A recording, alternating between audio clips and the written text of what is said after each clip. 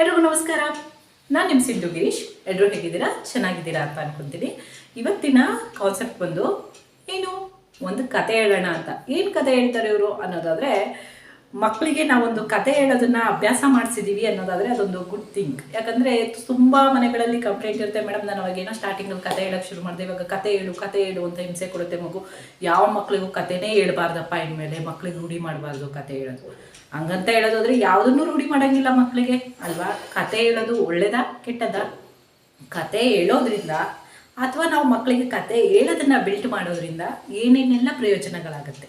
Mobile ಕೊಟ್ಟು ಮಕ್ಕಳನ್ನ ಮಲಗಿಸೋದಕ್ಕಿಂತ ಕತೆ ಹೇಳಿ ಮಕ್ಕಳನ್ನ ಮಲಗಿಸೋದು ತುಂಬ ಬೆನಿಫಿಟ್ ಅಂತ ನನಗನ್ಸುತ್ತೆ. ನನ್ನ ಅಭಿಪ್ರಾಯ ಕೂಡ ಮತ್ತು ಸ್ಟ್ರಾಂಗ್ ಒಪಿನಿಯನ್ ಕೂಡ ಅದೇ. ಕತೆ ಹೇಳೋದು ತುಂಬಾ ಒಳ್ಳೆಯದು. ಕತೆ ಹೇಳೋದ್ರಿಂದ ಅಥವಾ ಕತೆನ ಹೇಳಿ ಮಕ್ಕಳಿಗೆ ಏನೋ ಒಂದು ರೂಢಿ ಮಾಡ್ತಿದ್ದೀವಿ ಅನ್ನೋದ್ರಿಂದ ಯಾವುದೇ ಡಿಸ್ಅಡ್ವಾಂಟೇಜಸ್ ಆಗಿರ್ಬೋದು, ಸೈಡ್ ಎಫೆಕ್ಟ್ಸ್ ಆಗಿರ್ಬೋದು, ಅಥವಾ ಅದರಿಂದ ಏನೋ ತೊಂದರೆ ಆಗುತ್ತೆ ಮಕ್ಕಳಿಗೆ ಮುಂದೆ ಅನ್ನೋದಾಗಿರ್ಬೋದು ಖಂಡಿತವಾಗ್ಲೂ ಇಲ್ಲ.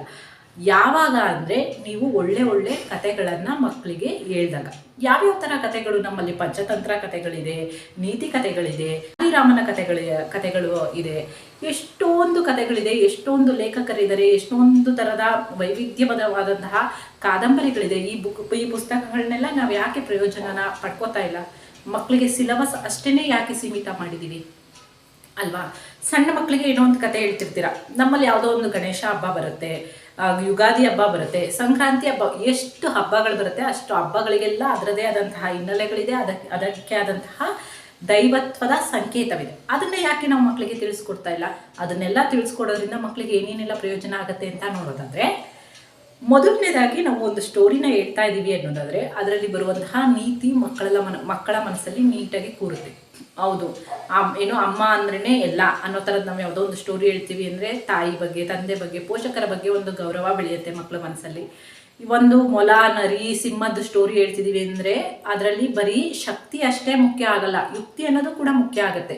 ನಾವು ಎಲ್ಲ ಸಿಚುವೇಶನಲ್ಲಿ ಎಲ್ಲರ ಮೇಲೆ ಕೈ ಮಾಡೋದಿರ್ಬೋದು, ಹೊಡೆಯೋದಿರ್ಬೋದು, ಜಗಳಕ್ಕೆ ಹೋಗೋದಿರ್ಬೋದು, ಅಲ್ಲದೇ ಸೈಲೆಂಟಾಗಿರೋದು ಕೂಡ ಒಂದು ರೀತಿಯ ಯುದ್ಧ ಅನ್ನೋದು ಕೂಡ ಮಕ್ಕಳ ಮನಸ್ಸಲ್ಲಿ ಈಗಲಿಂದನೇ ಕೂರ್ತಾ ಬರುತ್ತೆ.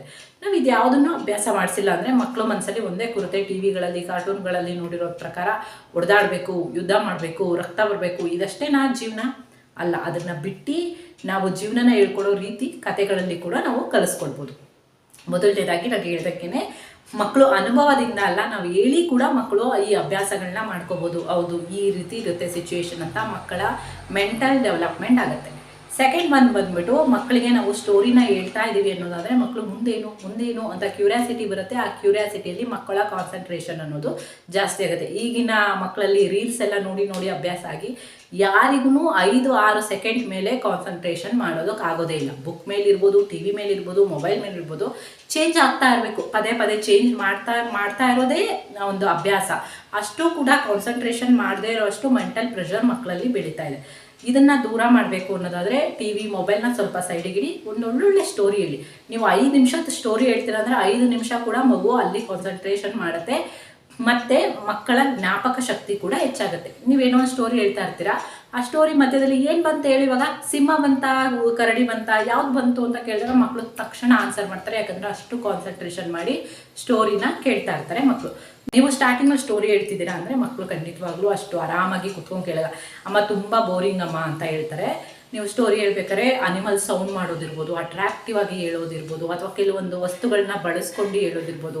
ಒಂದು ಟವಲ್ನ ತೋರಿಸಿ ಇದೇ ಕಾಡು, ಇಲ್ಲಿ ಬಂದರೆ ಏನು ಕಾಡಾಗುತ್ತೆ, ಈ ಕಡೆ ಬಂದರೆ ಊರಾಗುತ್ತೆ, ಆ ಥರ ನೀವೇ ಏನೋ ಒಂದು ಕ್ರಿಯೇಟಿವ್ ಆಗಿ ಹೇಳೋದಕ್ಕೆ ಶುರು ಮಾಡಿದ್ರೆ 1 ತಿಂಗಳು 2 ತಿಂಗಳು ಕಳೆದ್ಮೇಲೆ ನೀವು ಕುತ್ಕೊಂಡು ಒಂದು ಹತ್ರ ಸ್ಟೋರಿ ಹೇಳಿದ್ರು ಮಕ್ಕಳು ಆರಾಮಾಗಿ ಕೇಳ್ತಾರೆ. ಅವಾಗ ಯಾವುದೇ ರೀತಿಯಾದಂಥ ಬೇರೆ ಥರದ ಎಫೆಕ್ಟ್ಸ್ ಬೇಕಾಗಲ್ಲ, ಅಷ್ಟು ಕಾನ್ಸಂಟ್ರೇಷನ್ ಬಿಲ್ಡ್ ಆಗಿರುತ್ತೆ.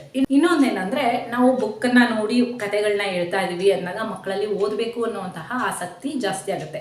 ತಮ್ಮ ಸಿಲೆಬಸ್ನ ಬಿಟ್ಟು ಹೊರಗಡೆನೂ ಒಂದು ಪ್ರಪಂಚ ಇದೆ ಅನ್ನೋದು ಮಕ್ಕಳಿಗೆ ಅರ್ಥ ಆಗುತ್ತೆ. ನೀವು ಬುಕ್ನ ಓದ್ತಾ ಇದ್ದೀರಾ ಅಂದರೆ ಆ ಬುಕ್ನ ನೆಕ್ಸ್ಟು ನೀವು ಸ್ಟೋರಿ ಹೇಳೋದಕ್ಕೆ ರೆಡಿ ಇಲ್ಲ ಅಂದಾಗ ಮಗುನೇ ತೊಗೊಂಡು ಓದುವಷ್ಟರ ಮಟ್ಟಿಗೆ ಮಕ್ಕಳ ಸ್ಟೋರಿ ಬಗ್ಗೆ ಆಸಕ್ತಿ ಬೆಳೆಸ್ಕೊಂಡಿರ್ತಾರೆ. ಇದರಿಂದ ಜೀವನ ಪಾಠನೂ ಕಲಿತಾರೆ ಮತ್ತು ಓದಬೇಕು ಅನ್ನೋಂತಹ ಅಭ್ಯಾಸ ಕೂಡ ಜಾಸ್ತಿ ಆಗುತ್ತೆ. ಮತ್ತು ಇಂಟೆಲಿಜೆನ್ಸ್ ಜಾಸ್ತಿ ಆಗುತ್ತೆ. ಯಾವುದೋ ಒಂದು ಕಥೆನ ಹೇಳ್ತಾ ಇದ್ದೀವಿ ಅಂದಾಗ ಅವರು ಈ ಐಡಿಯಾನ ಯೂಸ್ ಮಾಡಿದ್ದಾರೆ ಅಂದಾಗ ಮಗುಗೆ ಆ ಸಿಚುವೇಶನ್ಗೆ ಯಾವ ಐಡಿಯಾನ ಯೂಸ್ ಮಾಡಬೇಕು ಅನ್ನೋದು ಆಲ್ರೆಡಿ ಗೊತ್ತಾಗಿರುತ್ತೆ. ಸೊ ಇಂಟೆಲಿಜೆನ್ಸ್ ಜಾಸ್ತಿ ಆಗುತ್ತೆ.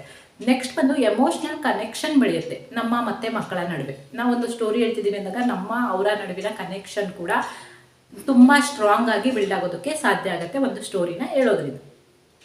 ಇದಿಷ್ಟು ಬೆನಿಫಿಟ್ಸ್ ಇದೆ ಸ್ಟೋರಿಯಲ್ಲಿ. ಮೊದಲನೇದಾಗಿ ನಾನು ಫಸ್ಟ್ ಹೇಳ್ದಂಗೆ ಸ್ಟೋರಿ, ನೀವು ಯಾವ ಥರದ ಸ್ಟೋರಿ ಆಯ್ಕೆ ಮಾಡ್ತೀರಾ ಅನ್ನೋದು ತುಂಬಾ ಮುಖ್ಯ ಆಗುತ್ತೆ. ಒಳ್ಳೊಳ್ಳೆ ಬುಕ್ಗಳಿದೆ, ಆ ಬುಕ್ಗಳನ್ನ ರೆಫರ್ ಮಾಡಿ ಮಕ್ಕಳಿಗೆ ಒಳ್ಳೊಳ್ಳೆ ಸ್ಟೋರಿಗಳನ್ನ ಹೇಳಿ. ಸ್ಟೋರಿ ಹೇಳೋದ್ರಿಂದ ಇಷ್ಟೆಲ್ಲ ಬೆನಿಫಿಟ್ ಇದೆ ಅಂದರೆ ಯಾಕೆ ಸ್ಟೋರಿ ಹೇಳಬಾರ್ದು ಅಲ್ವಾ? ಇನ್ಮೇಲೆ ಇವತ್ತಿಂದನೇ ನೀವು ದಿನಕ್ಕೊಂದು ಕಥೆನ ಮಕ್ಕಳಿಗೆ ರೂಢಿ ಮಾಡಿ. ಮಕ್ಕಳ ಲ್ಯಾಂಗ್ವೇಜ್ ಕೂಡ ಇಂಪ್ರೂವ್ ಆಗುತ್ತೆ. ನಿಮ್ಮ ಕಥೆ ಹೇಳುವ ರೀತಿಯಿಂದ ಮಕ್ಕಳ ಲ್ಯಾಂಗ್ವೇಜ್ ಕೂಡ ಇಂಪ್ರೂವ್ ಆಗುತ್ತೆ. ಸೊ ಇಷ್ಟೆಲ್ಲ ಬೆನಿಫಿಟ್ ಇರ್ಬೇಕಾದ್ರೆ ಇನ್ಮೇಲೆ ಎಲ್ಲರೂ ಸ್ಟೋರಿ ಹೇಳೋಣ ಮಕ್ಕಳಿಗೆ. ಇವತ್ತಿನ ವಿಷಯ ಇಷ್ಟೇ. ಮುಂದಿನ ವಿಡಿಯೋದಲ್ಲಿ ಸಿಗ್ತೀನಿ. ಅಲ್ಲಿವರೆಗೂ ನಮಸ್ಕಾರ.